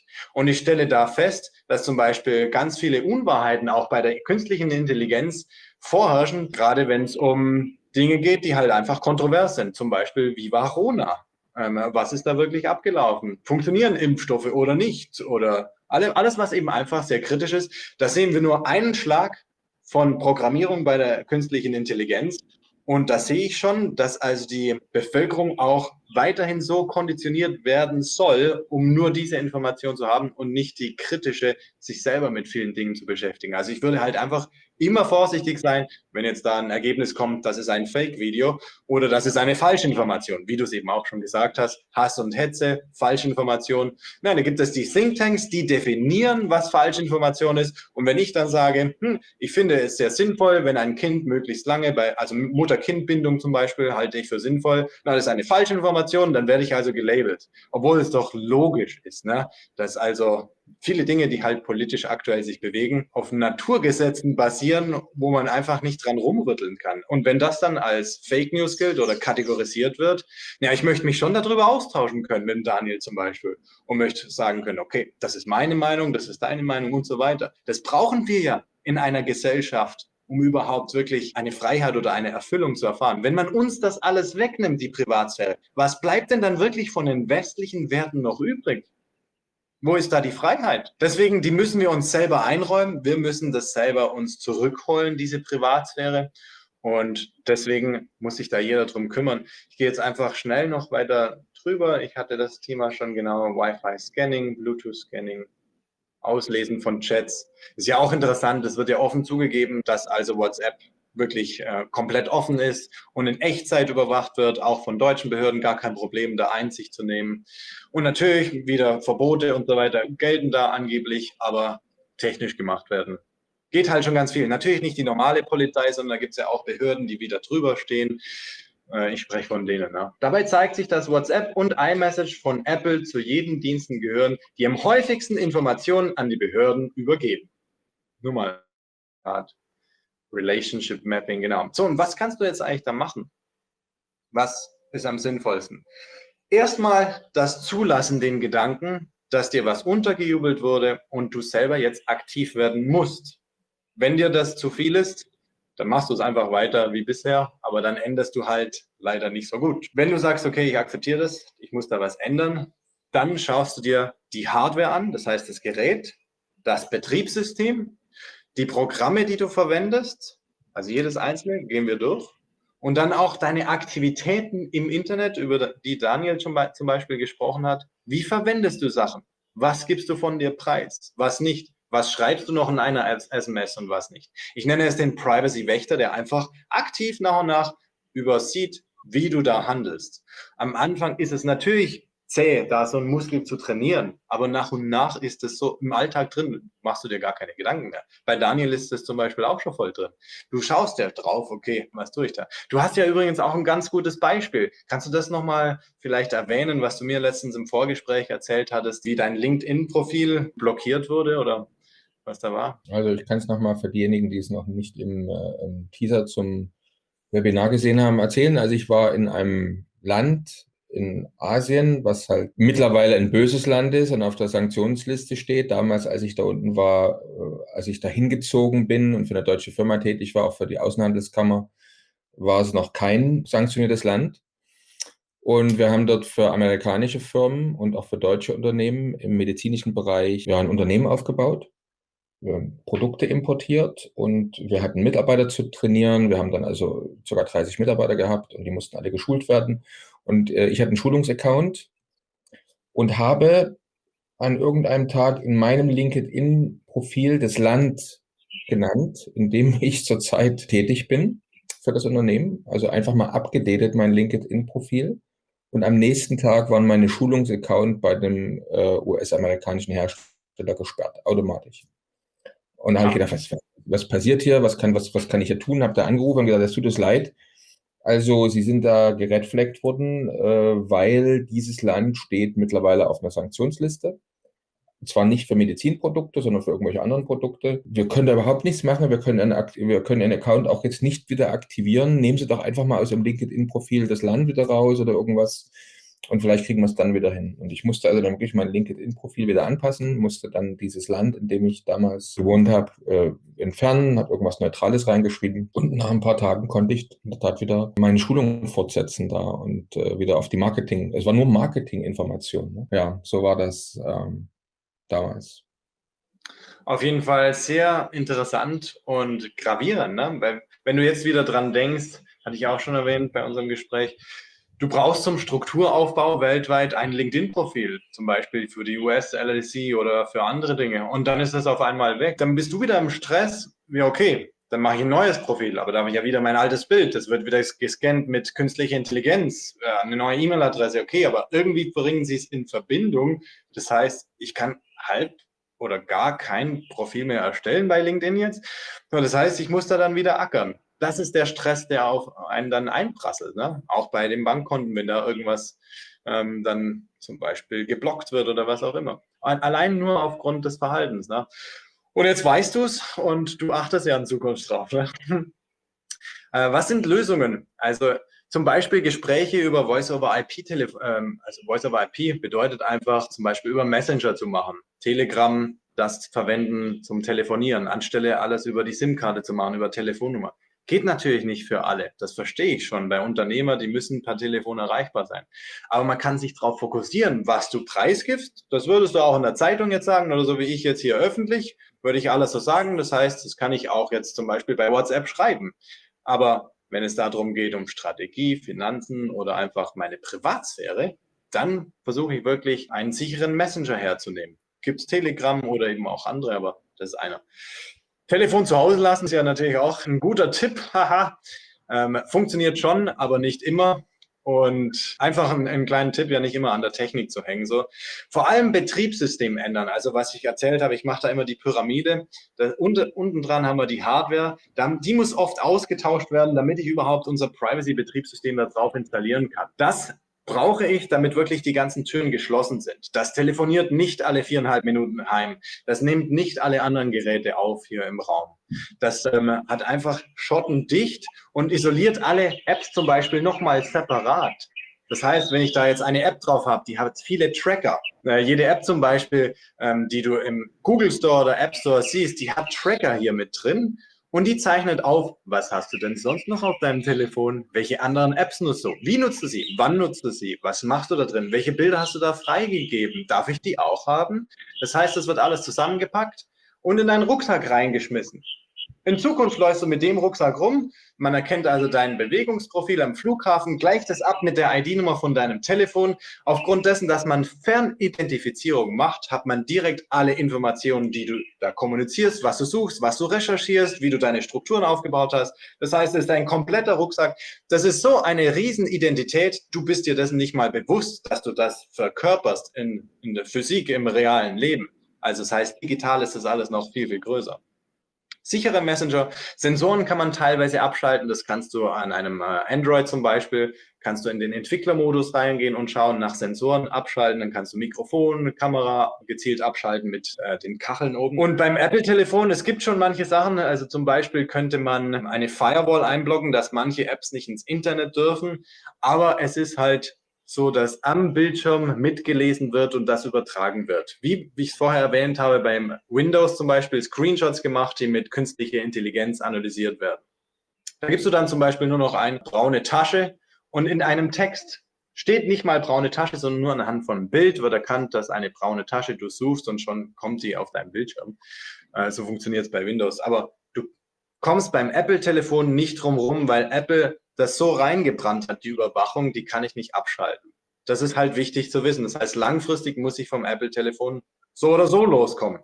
Oder ich verwende dieses Gerät nur ganz gezielt für diese Sachen, die ich will, dass sie haben. Weil eins ist auch klar, wenn du ihnen gar keine Informationen in Zukunft gibst, na dann sind sie auch sehr suspicious und fragen sich, warum, was hat der denn zu verbergen? Das heißt, du musst ganz gezielt deine digitale ID füttern mit Informationen. Das ist schon wunderbar, dass du ein Facebook-Profil hast, Instagram-Profil, LinkedIn-Profil, irgendwie auch ein paar SMS oder so schreibst oder ein Telefon, ich sage dir mal, das verseucht ist. Das ist wunderbar. Aber hab halt einfach ein zweites, wo du genau steuerst, was du da privat halten möchtest. Okay, und Einrichtung vom Privacy-Wächter hatten wir da dann auch schon. In der nächsten Folie habe ich ein paar Apps noch, die können wir, glaube ich, erwähnen, die ihr gerne verwenden könnt.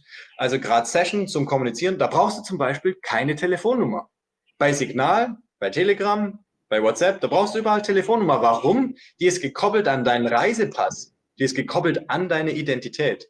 Im Kurs bei uns habe ich übrigens eine Möglichkeit, wie du anonym eine Nummer kaufst und das Ganze dann umgehst und trotzdem Telegram nutzen kannst, aber halt nicht mit einem Reisepass im Hintergrund. Threema ist eine gute Option. Trifa gibt es, das beruht auf dem TOX-Protokoll. Und da haben wir genau das, was die EU letztens zum Beispiel besonders dann einstuft, also Peer-to-Peer-Kommunikation. Das geht dann von meinem Telefon, die Nachricht, direkt an dein Telefon, ohne einen Zwischenserver, weil im Digital Service Act steht zum Beispiel drin, das Client-Side-Scanning oder das Server-Scanning. Das heißt, überall die Server sollen durchsucht werden. Und das muss man als Big Tech offenlegen, damit sie das auch machen können. Das funktioniert hier auf einmal nicht mehr. Hoppla. Die Technik ermöglicht es ihnen also gar nicht. Sie können das nicht ablesen. Und durch das, dass sie den Bildschirm nicht ablesen können, sehen sie auch nicht, was ich kommuniziere. Natürlich verwenden wir VPNs, teilweise das Tor-Protokoll. Das heißt, wir sind da wirklich sehr verschlüsselt und haben für die meisten Angriffe, die so Big Tech oder die den Regierungen inzwischen einfach fallen, haben wir schon einen massiven Schutz da. Jitsi zum Beispiel zum Telefonieren, kannst du ein Passwort vergeben, brauchst du eine spezielle Internetseite, gebe ich auch im Kurs weiter.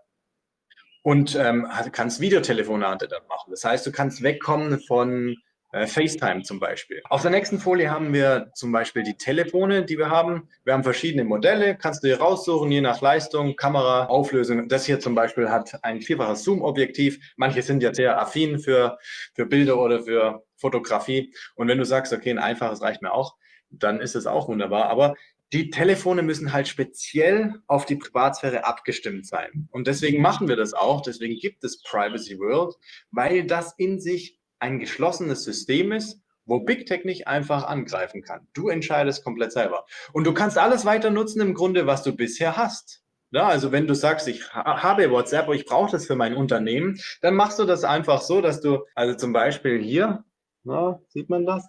Da hast du mehrere Profile dann drauf auf deinem Telefon.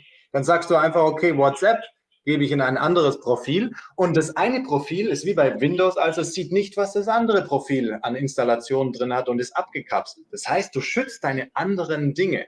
Das geht nicht bei jedem Telefon und du brauchst da auch eine gewisse Anzahl an Usern, die ermöglicht werden. Bei uns kannst du da bis 15 User zum Beispiel machen. Also all diese Sachen sind halt ausgelegt auf Privatsphäre. Und deswegen macht das Sinn. Ich glaube, möchtest du vielleicht den Link einblenden? Ja, ich möchte gerne nochmal eine Frage stellen, mache ich gerne, ja. Gerne, ja. Ich blende mal generell den Link auch ein. Die Umschaltung vom Profil A zu Profil B, wie kann man sich das vorstellen? Wie lange dauert das? Wird bestimmt einige interessieren. Ich glaube, letztes Mal kann man. Ja, ich kann es gerade mal machen. Ich mache das mal kurz. Ich hoffe, dass ich dann meine Privatsphäre noch habe. Wenn ich da jetzt zum Beispiel unten links auf diesen Account hier gehe, okay, jetzt habe ich geklickt, jetzt wechselt der und jetzt bin ich im neuen Account, muss einen PIN eingeben. Also geht instant, direkt passiert. Und du kriegst auch, wenn du es möchtest, vom anderen Account Benachrichtigungen auf deinen Hauptaccount zum Beispiel oder wo auch immer du drin bist. Das heißt, du bekommst mit, da ist gerade eine Nachricht und so kannst du es halt isolieren. Das geht beim Android schon auch aktuell. Also unser System basiert auch auf Android, aber wir haben alles rausgeschmissen an Überwachung, was es halt gibt. Wenn du das aktuell an einem normalen Android-Telefon machst, dann wird halt trotzdem der Bildschirm abgelesen. Das ist das, was das Schlimme daran ist für die Privatsphäre. Sie wissen bereits schon, bevor du auf Senden klickst, was du geschrieben hast und haben es auch schon analysiert mit der künstlichen Intelligenz. Ja, das ist sehr krass. Hier kommt gerade ein Kommentar rein, der kommt jedes Mal, der kam auch das letzte Mal, hier schreibt jemand gerade, schade, dass es jetzt eine Verkaufsveranstaltung wird. Danke für den Hinweis. Also es ist einfach so, wir können leider keine Handys verschenken in dem Webinar. Schön wäre es, aber da müssten wir jetzt noch einen Sponsor finden. Es ist also, generell, was der Chris gesagt hat, ne? Also die Installation, das Betriebssystem ist ja frei. Also jeder kann eigentlich selber sich da rein vertiefen, kann sich selbst zum Experten schulen und kann sich so ein Handy oder ein PC natürlich so installieren, dass genau das funktioniert, was der Chris gerade sagt, und das kostet kein Geld. Also das war jetzt dann ein Gedankenanstoß. Wobei ich glaube, das kostet kein Geld, glaube ich sogar, dass es Geld kostet, weil du brauchst zum Beispiel spezielle Leistung. Damit diese Isolierung funktioniert am Telefon mit den Usern, brauchst du einen speziellen Chip, der das kann. Oder am Rechner brauchst du Arbeitsspeicher.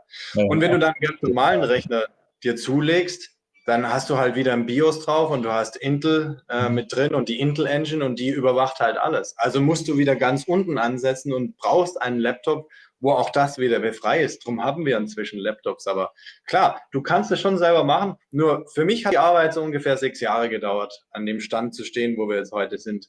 Und ich mache natürlich jeden Tag weiter in die ganze Richtung und update unsere Kurse. Also es ist schwierig, das aufzuholen, aber wer technisch affin ist, auf jeden Fall macht das. Schütz einfach deine Privatsphäre. Das ist meine wichtigste Nachricht. Mir geht es gar nicht darum, hier. Und generell, also nochmal und vielleicht das, was ich am Anfang auch gesagt habe. Also wir wollen ja mit dem Webinar eine gewisse Awareness schaffen, das Bewusstsein erstmal schaffen. So, und dann, was jeder kostenlos ab heute Abend machen kann, ist einfach zu überdenken, wie verhalte ich mich, welche Apps benutze ich, welchen Messenger benutze ich und was hinterlasse ich zum Beispiel auf sozialen Media-Plattformen für Daten von mir, ne, zum Beispiel. Das ist eine Sache. Nutze ich ein VPN, wenn ich im Ausland bin oder wenn ich an einem bestimmten Ort bin, bevor ich irgendwelche Dienste nutze?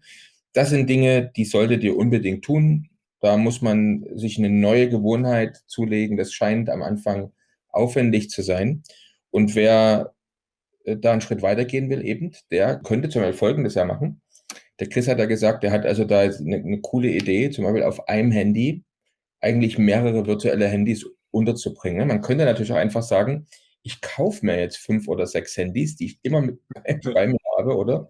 Und dann nehme ich das eine Handy nur für mein Internetbanking, das zweite Handy nehme ich, nur um Google-Suchen zu machen und so weiter und so fort. Und das würde natürlich auch eine ganze Menge Geld kosten. Was der Chris eben anbietet, und ich finde das total genial, dass er eben eine Lösung gefunden hat, viele verschiedene virtuelle Handys für das, was ich persönlich im Internet zum Beispiel machen will, auf einem Handy unterzubringen. Und da gibt es halt 2 Varianten. Entweder kauft man sich einen PC oder man kauft sich ein Handy und dann kann man lernen, wie man sich dort eben die entsprechende Sicherheit einstellt, konfiguriert. Das ist ja alles gut, oder halt nicht? Das ist alles gut. Halt nicht. Und das war, glaube ich, irgendjemand fragt hier die nächste Folie, wollt ihr sehen, Oder es gibt eben auch sind die schon vorinstalliert, die Handys, oder Chris? Das kann man inzwischen bei uns auch wählen. Ja. Also wenn du möchtest, richten wir das alles für dich ein, dass all diese Apps drauf sind. Übrigens auch zum Beispiel, wenn du YouTube-App aktuell nutzt und du hättest ein Android-Telefon, verwende doch einfach NewPipe. Da hast du keine Werbung mehr drin, deine Informationen werden nicht geteilt mehr mit Google. Und bist halt einfach viel besser geschützt. Also solche Tipps, das dauert halt echt lange, bis du die Sachen rausfindest. Was gibt es überhaupt? Welche Entwickler haben sich da schon Gedanken drum gemacht? Und dann kommt es ja auch wieder drauf an, individuell, was hast du für Anforderungen? Was für einen Drucker hast du? Was brauchst du PDF-Bearbeitung am Telefon? All diese kleinen Sachen so, das kostet dann halt Zeit. Und ich finde es voll okay, wenn das jeder auch selber macht. Das passt schon. Das ist gut. Ja. Also, und das ist ein Angebot, man kann das halt, wie gesagt, entweder lernen, man kann halt ein Seminar besuchen und dann kann man sich selber vielleicht ein Telefon besorgen und das versuchen umzusetzen. Ja. Oder, wie gesagt, gibt eben hier schon das Seminar mit dem Handy zusammen. Ich habe gerade eine Frage gelesen zu sicheren Browsern.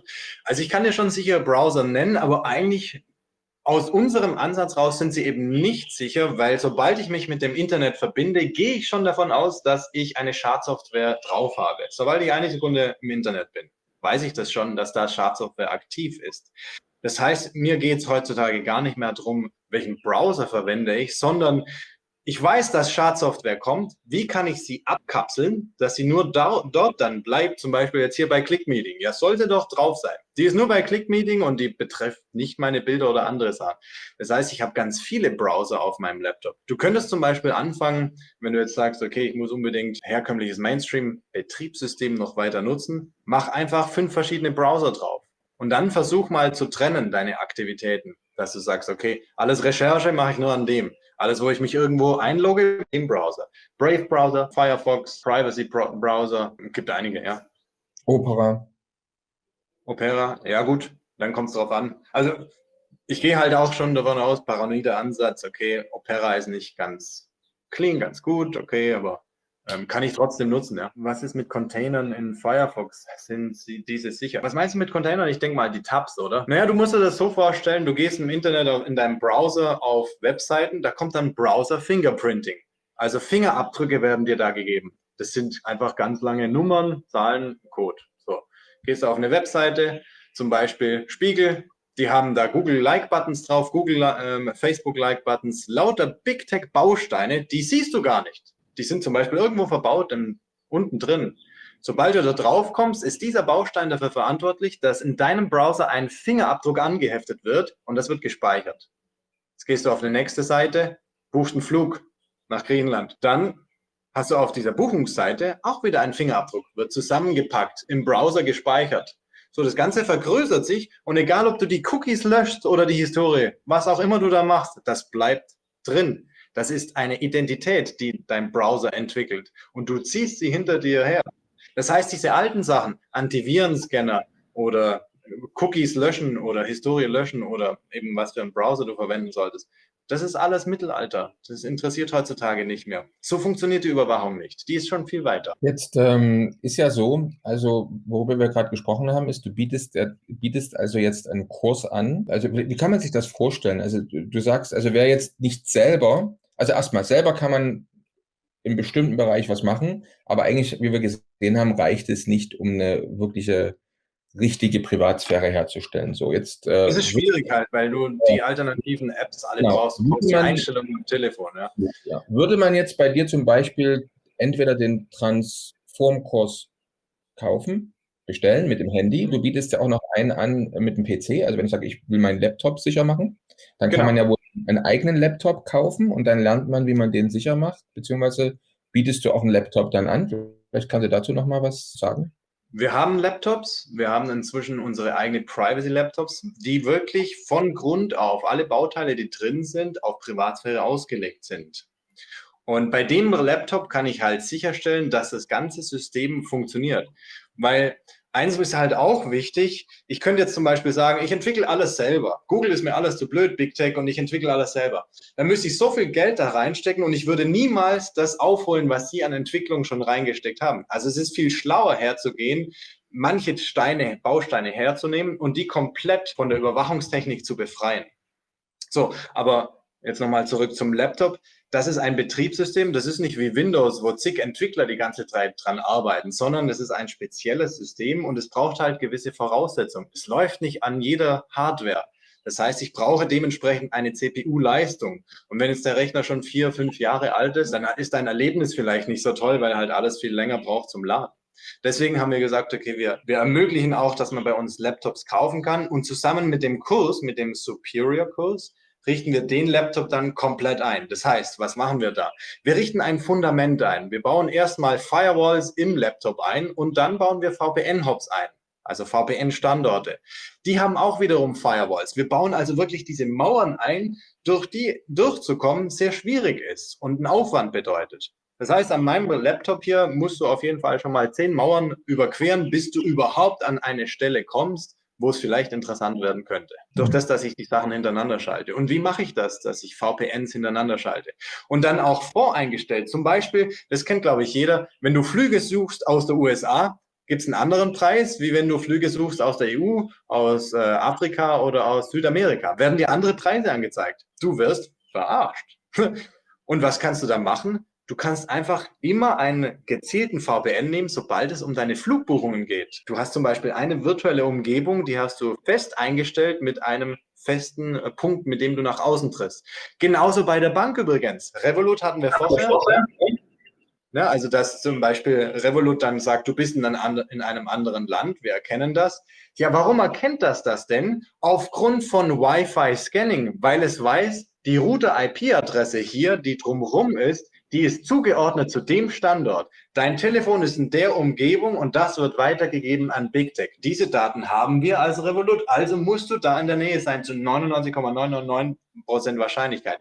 Auch wenn du ein VPN verwendet hast. Wenn du das Telefon hast, funktioniert es nicht mehr. Dann haben sie diese Information nicht. Das heißt, Revolut kannst du dann auch hier von der Karibik oder von wo auch immer du bist nutzen und dein Standort ist weiterhin zum Beispiel in Zürich oder in Deutschland, wo auch immer du ihn haben möchtest dann. Also nochmal zurück zum Kurs, damit sich das die Interessenten noch vorstellen können. Also wenn ich jetzt sage, ich hätte gerne eins deiner Handys, ich möchte gerne so ein sicheres Handy haben, dann bestelle ich den Kurs und mit einem dieser 2 oder dieser 3 Handys. Was sind jetzt die Schritte, bis ich das in der Hand habe und ich damit arbeiten kann? Also ich habe schon eine tolle Sache verstanden. Mir zum Beispiel könnte jetzt sagen, okay, dann installiere ich mir zum Beispiel einmal meine Bank und sage, dieses Bankprofil ist immer in Deutschland. Das heißt, die Bank geht dann zum Beispiel immer davon aus, dass ich immer in Deutschland bin, Deutschland nie verlassen hätte zum Beispiel.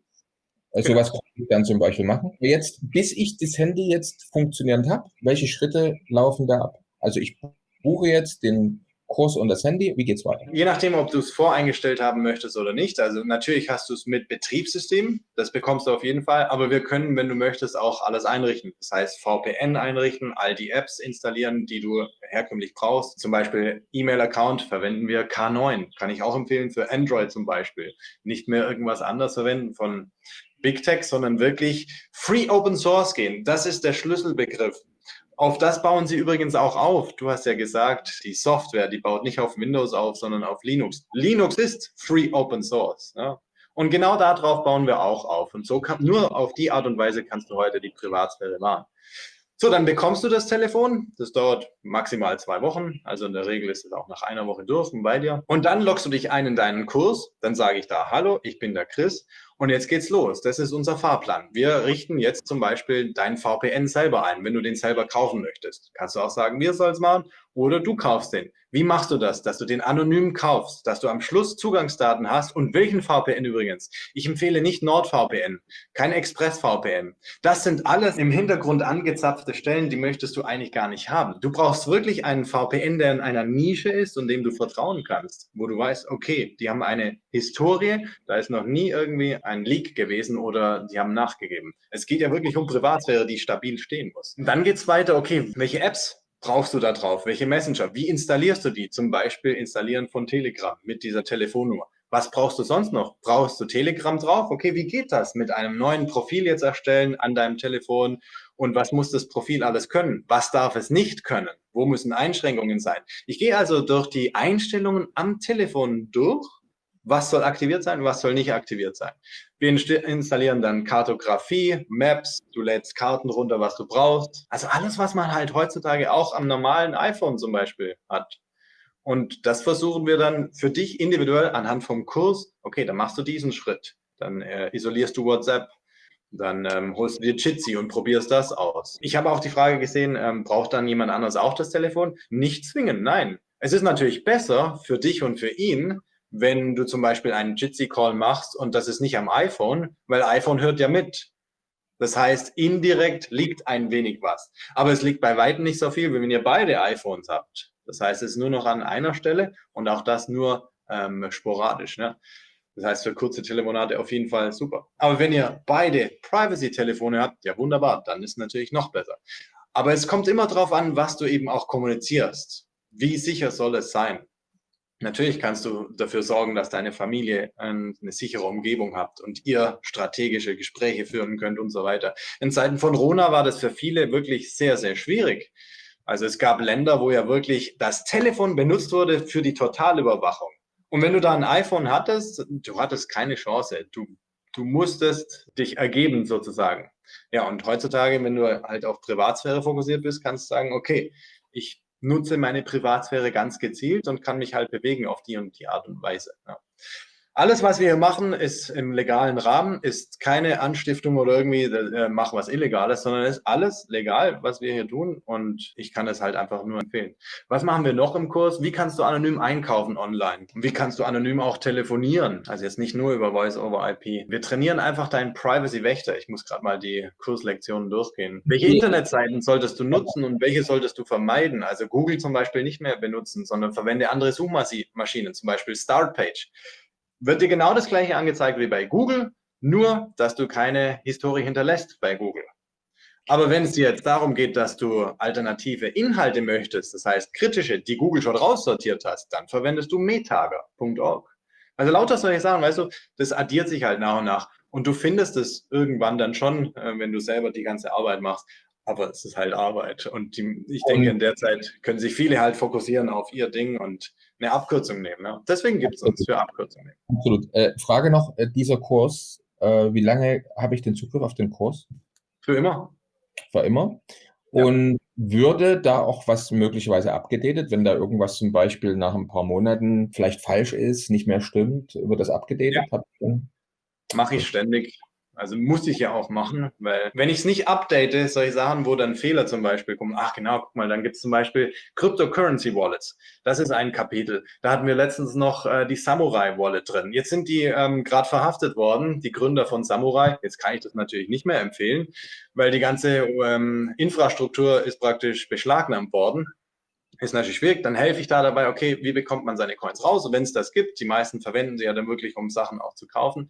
Aber natürlich update ich diese Sachen und muss ja auch sein, weil sonst werde ich so übermüllt, sage ich jetzt mal, nicht Müll, aber ich werde so überflutet mit Support-Tickets, die dann meine Mitarbeiter an mich rantragen, da habe ich viel mehr Arbeit. Deswegen ist es viel besser, das alles frühzeitig zu updaten. Ja. Das letzte Update war, glaube ich, vor 2 Monaten. Also ist eine Frage noch, wenn ich Uber oder Ähnliches nutze, ist dann ein Bewegungsprofil offen, selbst wenn ich meine Hardware schütze? Also wenn ich jetzt Uber zum Beispiel buche, dann will ich ja, dass der Taxifahrer mich sieht, ne, zum Beispiel, damit er auch in meine Nähe kommt. Ja, also dann übermittelst du an Uber schon deinen aktuellen Standort. Du teilst aber nicht Uber mit, was sie in den Trackern noch drin haben. Welche andere Apps benutzt du? Was hast du sonst noch alles am Telefon? All diesen Schlamassel hast du weg, sondern nur Uber und Standort und Location, das teilst du. Und auch nur den aktuellen Standort und bis du fertig gefahren bist. Weil dann schließt du wieder diesen Benutzer und dann hat er keine Erlaubnis mehr auf Standortzugriff. Nur als Beispiel. Das heißt, für den Zeitraum ist es ja okay, dass du von da nach da gefahren bist. Dann, was ist mit DuckDuckGo zum Beispiel als Suchmaschine, wird hier gefragt? Ja, also ich empfehle es überhaupt nicht. Die haben sich richtig miserabel verhalten. Sie haben angefangen voll zu zensieren und es geht nicht. Also ich möchte einfach Suchergebnisse haben, die es auch gibt und nicht, wo sie schon Sachen rausgeworfen haben. Deswegen metager.org. Okay, gut. Genau, hier hat gerade jemand schon die Frage beantwortet. Also wenn man wissen will, was jetzt genau, es gibt 3 verschiedene Handys im Angebot und wenn man oben auf zum Angebot klickt, kommt man auf eine Website, wo man unten im Prinzip alle 3 Handys sieht und es ist immer der Preis, ist das Handy inklusive dem Kurs, inklusive Updates, wenn es denn mal welche gäbe zum Kurs. Das ist richtig? Genau, richtig, Klasse. Genau. Also das ist beim Transform-Kurs so, da ist das Telefon dabei. Beim Superior-Kurs, wo es um Laptop geht, vielleicht können wir den auch noch einblenden, einfach, dass ihr die Info habt. Da ist der Laptop nicht dabei, weil das einfach individuell konfiguriert wird und da ist es schwieriger, ein Komplettpaket zu machen. Okay, dann blende ich mal noch den Kurs mit ein zum Laptop-Kurs. Also der Laptop-Kurs, den habe ich jetzt mal einfach hier in den Chatverlauf reinge... Ja, ich glaube, ich habe auch bei deiner Präsentation unten noch angehängt. Achso, du hast sie vielleicht nicht mehr ziehen können, weil es zeitlich knapp war. Da hatte ich noch die Laptops drin, dass man die mal anschauen kann. Aber ansonsten, ja, am besten ist es so, ihr geht über diesen Link, über den Superior-Kurs. Genau, dann habt ihr das. Da kommt ihr dann schon auch auf die Laptops. Wenn ihr in den Checkout geht, da wird dann ein Laptop vorgeschlagen und dann habt ihr die Laptops. Übrigens, was wir vergessen haben noch zu sagen, alle Teilnehmer hier vom Webinar, ihr bekommt einen Promocode. Ja? Genau, den müssen wir natürlich jetzt nochmal, ach so, richtig, gut, dass du das erwähnt hast, den werden wir jetzt natürlich der 200 € Preisnachlass und der Promocode lautet für dich Privacy PRVCY minus STM. Ist das richtig? Also ich habe mal reingeschrieben, ne? Ja. Ja, kann ja nur schief gehen, ne? Genau. Also wenn irgendeiner den Promocode verwenden würde und er stellt fest, es zieht keinen Nachlass, dann klar, im Nachhinein kann ich das alles machen. Das ist gar kein Problem. Dann einfach anschreiben, mich und dann... Also ich finde es schon mal super, dass ihr so lange online seid und so lange mir zugehört habt. Das freut uns und das wissen wir auch wirklich zu schätzen, weil es ist auch nicht ganz einfach, das Thema, was da alles an technischen Sachen gibt, juristische Sachen und so. Dann noch am Schluss, also wie hast du gesagt, Wärmematten oder was auch noch. Vielen Dank fürs Zuhören erstmal. Absolut, ja. Gerne. Was ist originell ist, wenn ich VPN einschalte, sofort von dem Webinar getrennt werden. Ja, das kann sein bei deinem VPN-Anbieter hier. Das ist ja auch wiederum der Fall, okay, welchen hast du da aktuell? Bei unserem VPN-Anbieter, ich bin gerade eben mit mehreren Standorten drin, also hintereinander geschaltet. Den erkennen ganz viele nicht so als VPN. Von dem her habe ich dann noch viel mehr Möglichkeiten.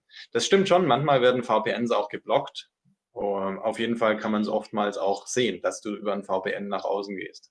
Aber es ist auf jeden Fall besser, wie wenn du deinen eigentlichen Standort preisgibst mit deiner IP-Adresse, weil das ist dein Reisepass. Und das heißt praktisch, wenn du in Zukunft läufst, Bewegungsprofil, taucht alles auf, was du von diesem von diesem Standort der IP-Adresse aus gesucht hast, getan hast. Absolut. Genau, analog ist sehr gut, nur geht's halt nicht immer. Ich bin aktuell hier auf einer Insel und da ist wirklich sehr viel analog, das macht sehr viel Spaß.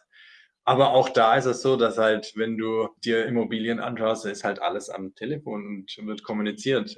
Wie geht das sonst? Ne? So ist es. Generell, also wir werden die Fragen nochmal durchgehen, die im Chatverlauf sind. Und es wird im Nachgang, gibt es ja dann nochmal eine E-Mail mit dem Link zur Aufzeichnung und eine Zusammenfassung vielleicht nochmal der Antworten auf die Fragen. Es gibt ja einige, die jetzt hier vielleicht auch vielleicht haben wir irgendwo eine Frage übersehen, die wir vergessen haben zu beantworten. Also wir werden das nochmal auswerten im Nachhinein und nochmal die wichtigsten Fragen kommentieren und beantworten.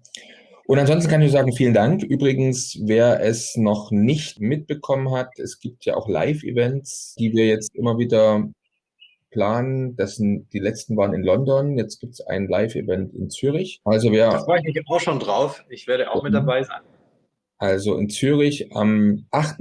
und 9. Ich muss mal ganz kurz gucken, ob ich vielleicht sogar eine Folie noch habe. Genau, das ist das sogenannte Plan B-Seminar. Da geht es dann um eine ganze Menge, also im Prinzip sind wir da ganze Woche da mit Live-Seminar, mit dem Plan B-Seminar. Das heißt, Montag, Dienstag geht es in erster Linie um Dinge, die man mit seinem Geld, seinem Vermögen machen kann. Wer vielleicht Immobilien hat, wie kann man das schützen, in Sicherheit bringen. Und am Donnerstag und Freitag geht es dann ganz speziell um das Thema Auswandern. Also Deutschland, Österreich, Schweiz, den Wohnsitz oder auch den Unternehmenssitz zu verlagern. Also die ganze Woche vom 8. sind wir in Zürich. Und wer da mehr Informationen haben möchte, kann sich das gerne auf der Webseite Perspektive Ausland natürlich anschauen. Einfach auf Events klicken. Da sind alle Events angegeben. Genau. Ansonsten vielen herzlichen Dank, kann ich nur sagen. Sehr gerne. Vielen Dank auch für die Einladung und das Organisieren. Ich habe hier noch eine Frage gesehen. Ich glaube, das könnte sogar ein Teilnehmer sein. Entweder von unseren Webinaren, Cloud-Kurs und SIM. Wann kommt das? Also die SIM, wir sind echt noch in den letzten Zügen, dass das jetzt fertiggestellt wird. Die SIM ist schon da. Anonyme SIM-Karte, um das geht es da.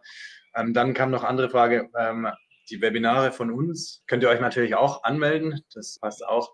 Das nächste Webinar mache ich da am 28. Ich mache die in der Regel alle 2 Wochen. Und was war noch eine Frage? Cloud-Kurs. Da muss ich leider noch auf Hardware warten und die wird zusammenhängen mit meiner Reise nach Zürich zum Plan B-Seminar. Also wenn du damit dabei bist, kann ich vielleicht schon mehr dann sagen.